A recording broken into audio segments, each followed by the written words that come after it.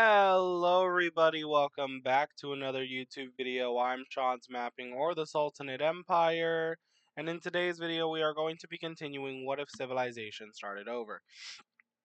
So, we will be looking at the continuance of war here in Europe over the influence of Germany. If you have not seen episode 15, I suggest you go check it out. Let's get into today's video. We'll be seeing the original country, the original government, push back against the influence of Benito slash Italy, my friend Benito, who controls the Italian country, and push back against the influence of Ender M, who controls the Polish country. But as Benito's supporters and backed forces get pushed back, Ender's begins to surge after some minor pushback from the government. His forces surge forward, and eventually his supporters and the supporters of the French country, the people that support the French country, which is the original government, push into Benito's supporters, raising tensions between Benito and Ender's country as Ender's supporters begin to, with Ender's help, begin to take land and ground from Benito's supporters. And eventually, the same thing happens down here just to speed up the process a little bit. It's going to end up looking something like this, with the supporters, with the Italian supporters completely falling over, forming a West and East Germany, kind of like in what happened after World War II, with both sides proclaiming to be the proper, true Germany, with each side having their own backing and support, respectively, with the East being supported by Ender and the West being supported by, of course, France. After that war, we will be seeing the French do little bits of expansion up into the UK, but it is right here where a bunch of ships coming from the German coastal areas begin to make landfall across the explored areas of New England, or New England, of England, sorry, this is not America. But we will see the French do some more exploration of the British Isles to discover even more of it.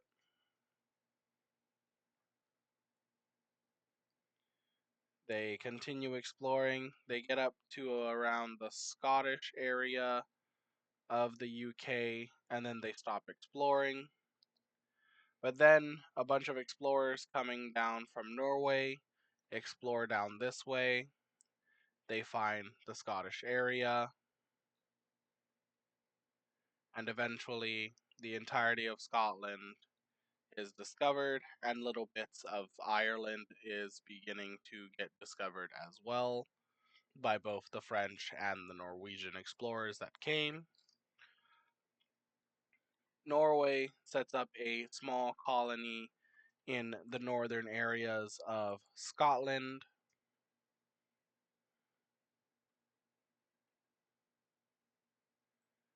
They set up a nice little colony right up here. Not too big, as they are, a fairly newer country, so they can't really expand that well.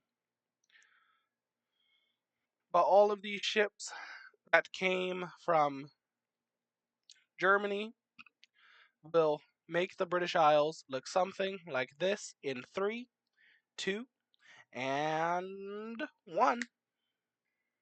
Alrighty, we are back.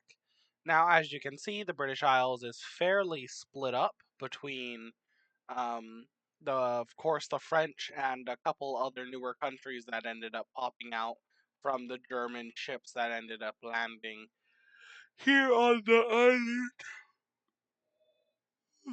Ooh, excuse me, I'm fairly tired. It is very, very early in the morning for me. It's about 3 o'clock, so I'm pretty tired right now.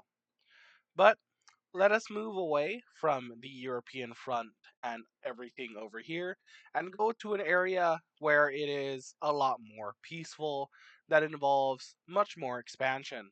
Let's get over there. And alrighty, here we are over at Japan in Asia.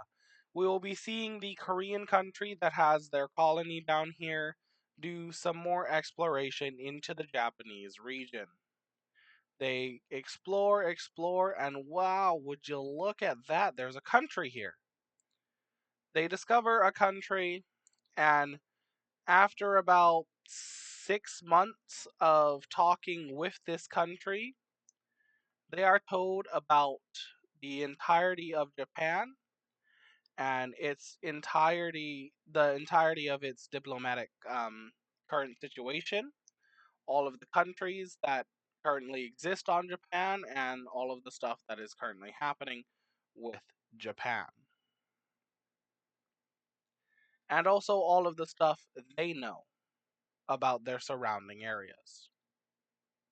Because the Koreans are also told that the Japanese used to be united under one major empire known as the Japanese Coalition.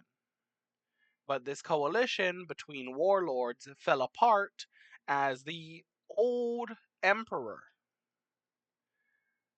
died of unnatural causes, which led everyone to distrust each other, kind of turning Japan into what we have right now. Now we'll be seeing the Koreans after these 6 months of doing all of this. We will see them quickly claim the last bits of unclaimed territory here in Japan, and then they begin building up their military and their power because at this point they're stronger than most other Korean countries in terms of military strength because of their overseas territory. Now, let us get over down towards Southeast Asia, where we will be seeing a new war pop off between my friend Branch and the Southeast Asian bloc,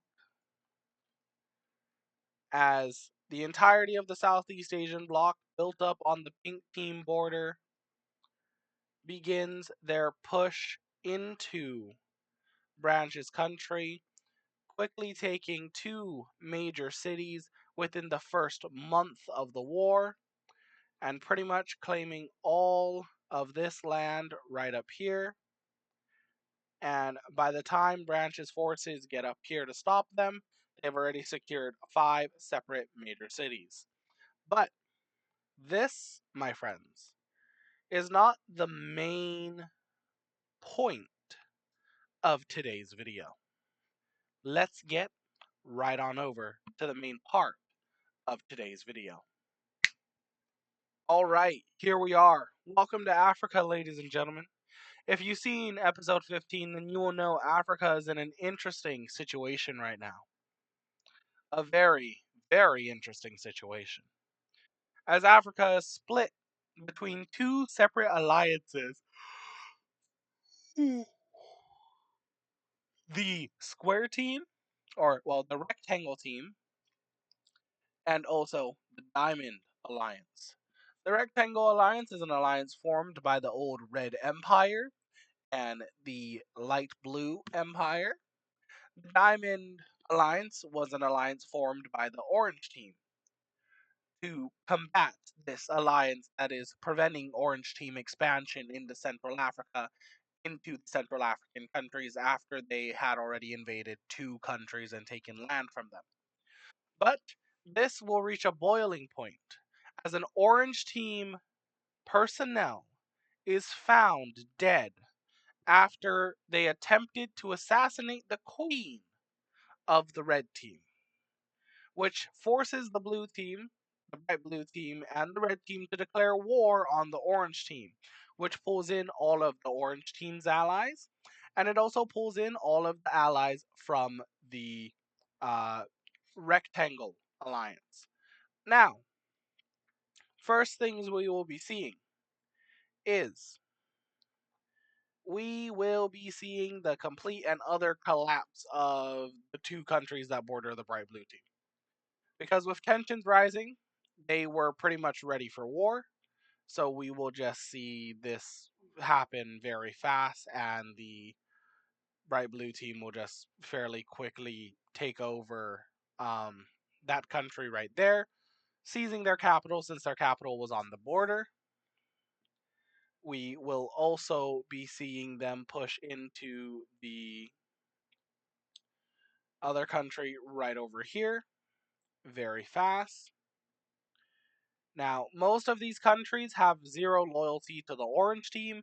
It is just primarily that the orange team promised them quite a bit of stuff, like possible land exchanges, big portions of land, money, resources, research, the stuff. So by the time orange team forces arrive to the front line, light blue team forces and red team forces have already reached to right about here in this country and are threatening the borders of the other country. Now, you may be wondering, the red team's landlocked. How are they getting through? Well, the red team was landlocked. 3 weeks before the war began, the king of the red team made a deal with three of the newly created countries. This pink one up here, this green one down here, and this gold one over here for a unification, allowing them to keep stay semi-autonomous from the main red team government, but reform their great red union. Only two out of the new countries refused, and that were the two over here, who refused to join up with the red team. But in their refusal, this tan, peachish color country did sell this exclave that they had over to the red team for a hefty, hefty price. The light blue team looks to join the war even more, as they don't want the red team to regain power and be able to combat them in the future. So we'll just have to wait and see. But in the endeavor of the light blue team focusing in on this area, this has given my friend X's country, which is Tanzania, the opportunity for a preemptive strike. And a preemptive strike they do, as they begin pushing into their old territories, which were captured by the blue team. Oh, again, I apologize for the yawning. I am just really tired because it is early morning and I have not slept. Sleeps for the week. But we will see them. Yes, we're gonna sue the Tanzanians for attacking the light blue team. Yes, cinema right there. No, we see the Tanzanians do a preemptive strike against the light blue team, taking 4 major cities, to correct myself, but they are eventually stopped by red team coalition forces and light blue team reserves, which have been put on this front line. Now, this area, the place you're all wondering about. Now, Tanzania focused down here because they want their land back that they got from the or that they lost from the blue team.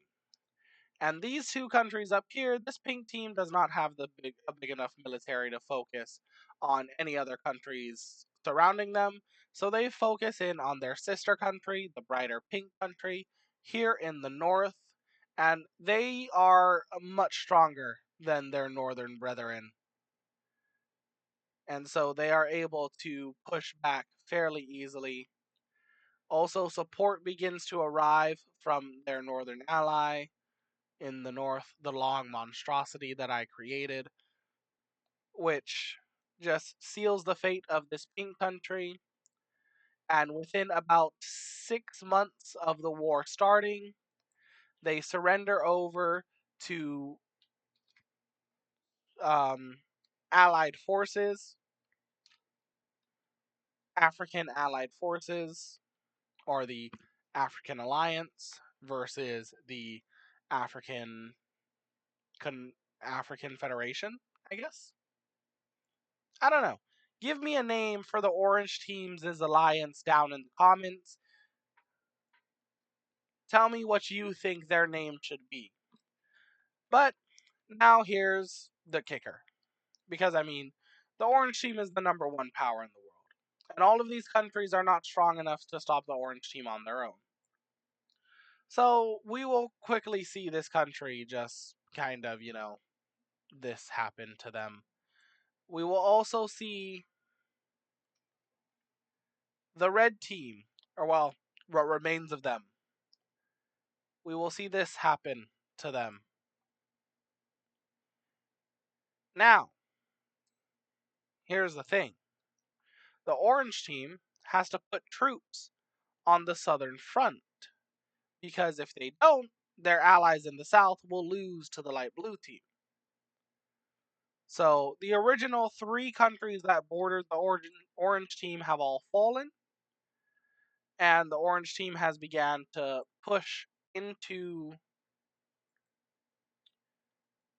I just realized I should have made these all different colors. We will come back in about 3 seconds when the Orange Team has finished their advancements and I have colored everything in properly. And already we are back. This is what the Orange Team has been able to gain so far through their early advancements into Central Africa. Now, unfortunately, this country right here is a lot stronger than their other neighbors. Actually, the last 3 remaining countries within the alliance here in Central Africa are in fact the strongest countries in the region. The 3 of them combined could stand up to Tanzania in a one-on-one. The 3 of them combined would have a fighting chance against the Orange Team, but would in fact not be able to stand up to the Orange Team. Now, with the Red Team forces moving up north, we will see nothing really happen besides the light blue team build up more and more on their border. But we will have some fairly good news as the blue team has a breakthrough over here in the gold team, which ends up allowing them to push through like this. And the breakthrough is major as soon as the front line is broken, gold team troops struggle to regain it. It is only after once orange team forces arrive, our gold team troops, well, whatever remains of them, are able to regain control of the front and stop the advances of the blue team. But it spells disaster for their allies, especially Tanzania, as now blue team troops flood into the pink team's country, along with red team troops. And also Tanzania gets invaded from an angle that they thought was secure.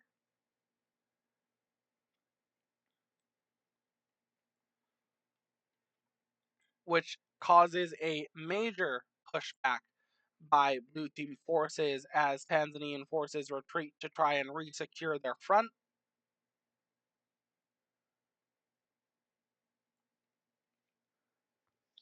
We will also see the pink team get a piece of this action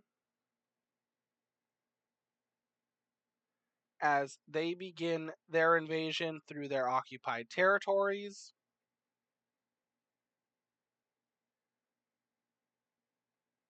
And also through their mainland area, meeting up with their blue team allies here in Tanzania. Pink team is able to take all the way up to right about there. The blue team continue their push down towards the capital, taking all of these areas right up here, looking something like this.